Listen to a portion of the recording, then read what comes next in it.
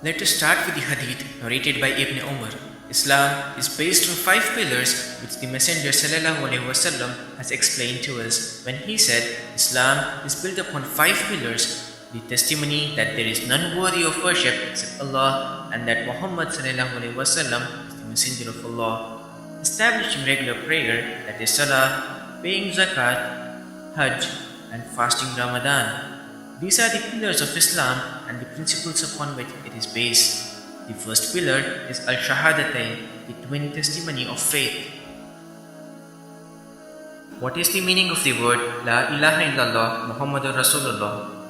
Bearing witness to La ilaha illallah Muhammadur Rasulullah is the first pillar of the five pillars of Islam, and the meaning of La ilaha illallah is that nothing worship is worthy of worship except Allah. It is simultaneously a denial and affirmation. La ilaha illallah is denial of all worship other than that of Allah. Illallah is affirmation that all worship is for Allah alone without partners. As for the declaration, Muhammadur Rasulullah, its meaning is the assertion of the message of Muhammad sallallahu alaihi wasallam and to believe in it and to adhere to it by speech, action, and faith, and to avoid all that is against it, whether it be sayings, actions, or intentions. In other words, obeying him in what he ordered and believing in what he said and relayed, and avoiding what he has forbid and denounced, and worshipping Allah as he has ordained. Is uttering the Shahadatain sufficient to enter paradise? Imam al-Qurtubi said, it is not sufficient merely to speak the Shahadatain, rather it is essential to believe in it with certainty in one's heart. You need to fulfill the conditions of the twin declaration of faith so that the one who utters them will truly be a Muslim. There are 7 conditions of acceptance of the Shahadatain, and it does not benefit the one who says it unless he fulfills all of them. There are in brief: knowledge as opposed to ignorance, certainty as opposed to doubt, acceptance as opposed to rejection, obedience as opposed to disobedience, sincerity as opposed to shirk, honesty as opposed to lying, love as opposed to its opposite, which is hate. At what time and place is it mustahab to say La ilaha illallah? A Muslim can utter these words in any situation, at all times and in all places, remembering their meaning and bearing in mind their objectives. However, there are several hadiths which encourage reciting this dhikr in specific situations or at specific times. They include the following: after wudu, when waking up from sleep during the night, at the beginning of the day, after saying the salam at the end of the prayer, at times of distress and hardship, and on the day of Arafah. Is Islam the only religion that preaches belief in one God, that is, monotheism? No, many verses from various scriptures declare the oneness of God. Few of them are mentioned below. Let's have a look at some of the verses from the Old Testament. From Exodus chapter 20, verse 3. You shall have no other gods before me. From Isaiah chapter 46, verse 9. Remember the former things, those of long ago. I am God and there is no other.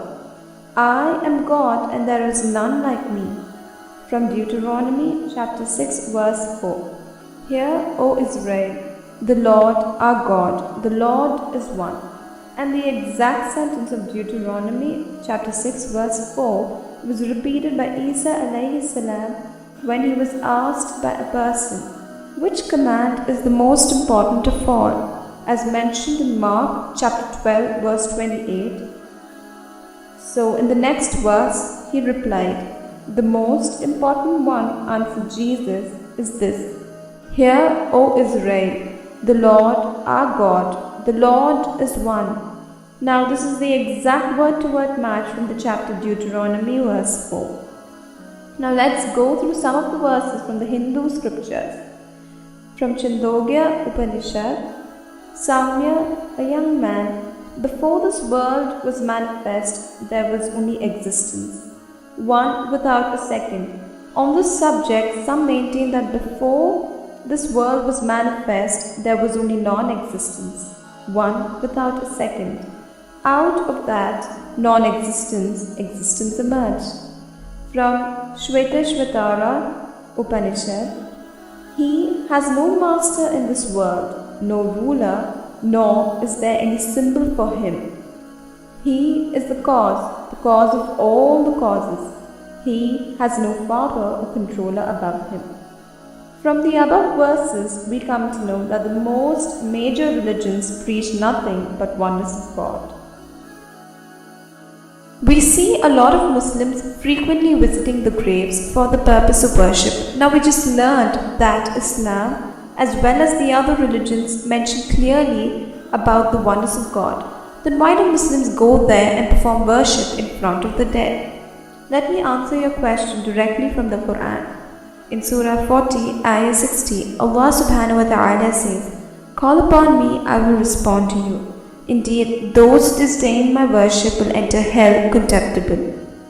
One of the attributes of Allah subhanahu wa ta'ala is as-Sami', the all-hearing. He hears all the statements from His servants, so just ask Him directly by saying, "O Allah," not to mention you are basically ignoring the command in the Quran that says you must ask Allah directly.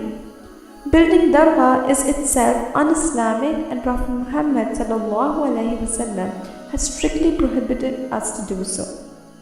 As it was narrated from Abu Sa'id radiyallahu anhu that Prophet Muhammad sallallahu alaihi wasallam forbade building structures over graves. Now what happens in the shrines or at the graves is that people go to the shrines and the graves of the pious people, wipe hands over the graves, kiss the tomb, bow down in sajda to the graves, and circumambulate around the tomb. And also, for example, they pray, "O Hussein, ask Allah to forgive our sins." This is considered shirk. He is dead. He can't do anything, because when we read the Quran, we see in Surah Al-Mu'minun, Ayah 99 and 100, where Allah subhanahu wa ta'ala tells us that when a person dies, he makes a request to go back so that he may do good, but there is a barzakh until the day of judgment. From this we come to know that there is a barrier between them and the world which will not allow them to go back. Al-Barzakh is the period between the person's death and the day of judgment. Such acts are innovations and manifest acts of shirk, as they are calling someone or worshipping other than Allah, and it should not be done by the one who sincerely believes in Allah.